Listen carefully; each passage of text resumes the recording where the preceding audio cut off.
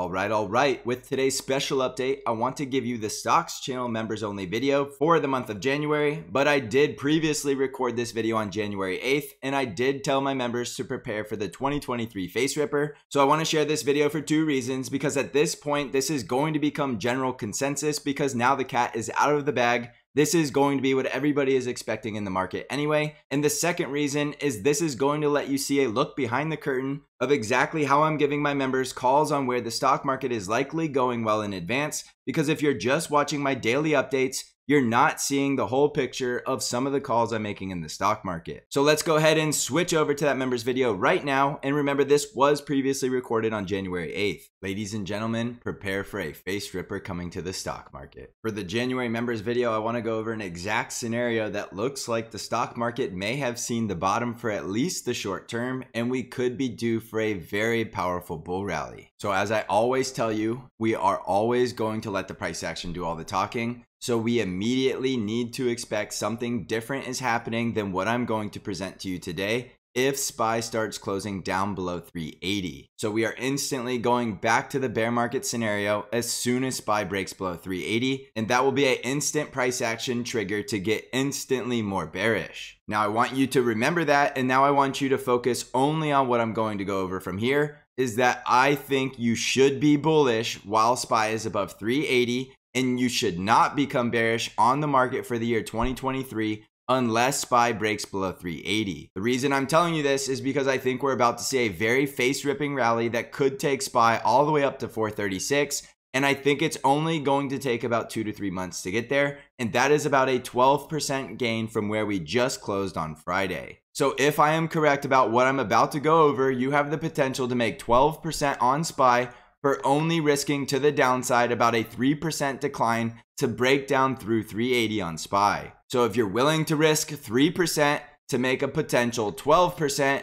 this is a very good long risk reward setup, and that is why you need to understand we are letting the price action guide this trade, and we are instantly jumping ship if SPY starts breaking below 380. So that is where I'm going to start this members video, and everything from here is going to be talking about why it's possible that we could be going into a bull market from here as long as SPY remains above that critical risk level. The next thing I want you to pay attention to is that SPY is still above a rising 200 weekly simple moving average, and the last thing we saw was a powerful bounce off of that level once we tested it as support. We're still defining a secular bull market as any market with price action above a rising 200 weekly moving average. So we are still in a secular bull market based on that objective definition. The next thing I want to take a look at, and I did this very roughly, so this is not exactly lined up perfectly, but if you take a look at the 5-day moving average of the put call ratios, this has been very good at calling market bottoms, and it perfectly called the bottom back in June,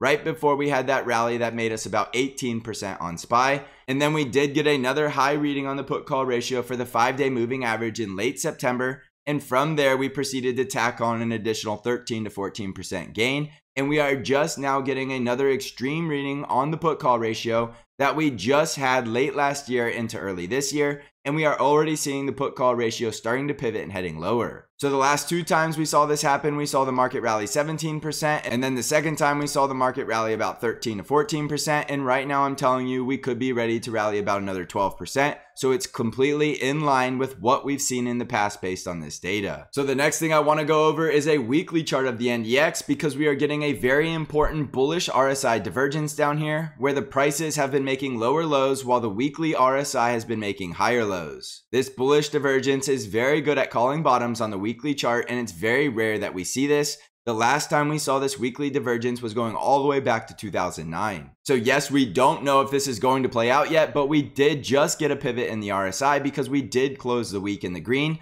So if we can continue higher, this is going to be a confirmed weekly pivot, which is going to confirm the bullish RSI divergence, which could tell us the NDX has already bottomed back in October. If we go back in time, we can see other times this has happened has been very rare. And the last time we saw it on the NDX was going back here in 2009, right before we had that major bottom in the market and we proceeded into a bull market. Now we can go even more back in time, and we can see the last time it happened before that was here in 2002. And that was also the bottom in 2002 before we started a bull market, even though we did have another RSI divergence on the weekly chart back in 2001. While this was not the final bottom or the final low in the NDX, that did go on to make over 47% gains from that RSI divergence. So we don't really need to obsess about whether or not this is the bottom, because even if it is a local bottom and we go on to tack on an additional 47%, that is definitely a bull market you don't want to be missing out on. Now, if we keep going back in time, we can see the last time we had RSI divergence was here in 1998. And of course, that was also another major bottom before a major bull run.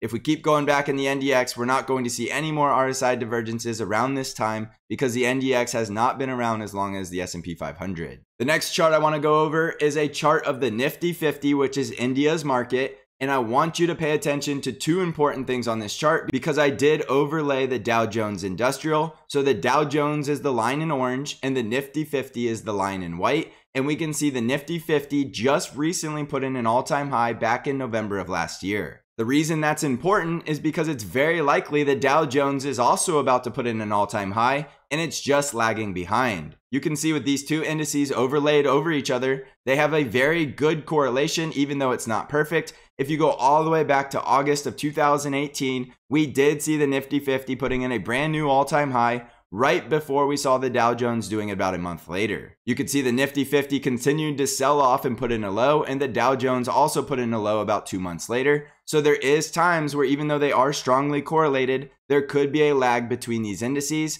and one could predict the future of the other. So with the Nifty 50 just putting in a brand new all-time high only 2 months ago, it is possible the Dow Jones is lagging behind and also about to put in a brand new all-time high, which is exactly what we're seeing on the other charts that tell us we're about to go on a bull run for the next 2 to 3 months. So for that reason, I do expect to see the Dow Jones going on a bull run that could last all the way out into March. And by then, it is possible we could see the Dow Jones at brand new all-time highs. Another point to prove this, if I go over to a weekly chart of Caterpillar, which is one of the top 10 stocks in the Dow Jones, you can see Caterpillar just recently put in a brand new all-time high this week. If the components that make up the Dow Jones are going into bull markets and putting in brand new all-time highs, it is only a matter of time before the index itself also puts in that brand new all-time high. So you're not going to see stocks like Caterpillar putting in brand new all-time highs if we're in a deep, dark recession and we're going through a continued bear market. So this is very important evidence that you can't ignore because it's 100% objective. Now, one more thing I want to do to prove this point is I want to jump over to a weekly chart of Berkshire Hathaway,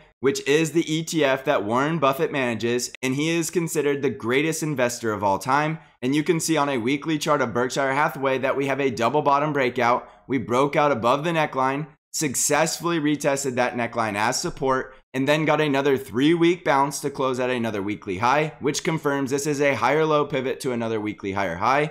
And we have the confirmed double bottom price target that takes us all the way up to 335. So where Berkshire Hathaway just closed to that double bottom price target is another 5% to the upside. And you can see this does not look like bear market behavior with a weekly double bottom breakout. So there is a lot of evidence across these charts that tell us the market has likely bottomed and due for a bull rally. So one of the last weekly charts I want to look at is a weekly chart of the semiconductor ETF SOXX. And you can see on the weekly chart, it also looks like a bullish breakout where we had a price action breakout above the bear market resistance trend line. We spent multiple weeks after the breakout pulling back to test that level as support. And now we have a 2-week positive bounce off of that breakout level, which does look like a successful retest, which means the semiconductor industry could be about to go into a very powerful bull rally. So if the semiconductors lead the way, you could see how the semiconductors could have bottomed back in October and just now putting in a higher low, which means the NASDAQ 100 could just be lagging behind the semiconductors. For that reason, this could be one of the best times to start accumulating big tech companies, because if this is true, we are about to see very similar behavior in the NASDAQ 100, which is the ETF, the triple Qs. So let's pull this all together and go back to the chart we started with.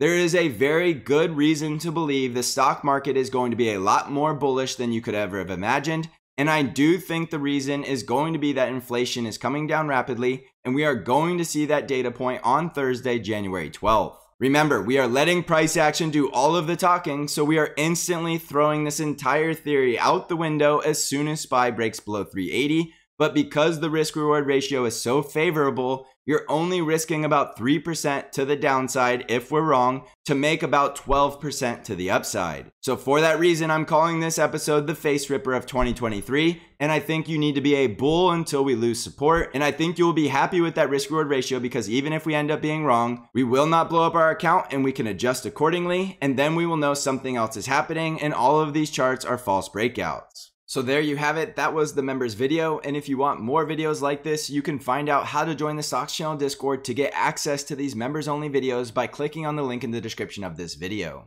So thanks for watching, everybody. I hope you're crushing this market. And as always, I will see you in the next episode.